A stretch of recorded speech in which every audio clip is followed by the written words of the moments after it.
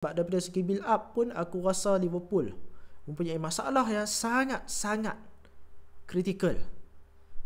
Kita tahu untuk season lepas Liverpool mempunyai Trent Alexander-Arnold, salah satu progressor terbaik sekali di dalam dunia. Walaupun benci macam mana pun orang dekat dia, tetapi hakikatnya that's the truth, that's the bitter truth. Liverpool mempunyai dia. On top of that, Liverpool mempunyai McAllister, salah satu midfield terbaik dunia season lepas, seperti mana yang kita tahu masuk dalam list Ballon d'Or. Kemudiannya Liverpool mempunyai Virgil van Dijk.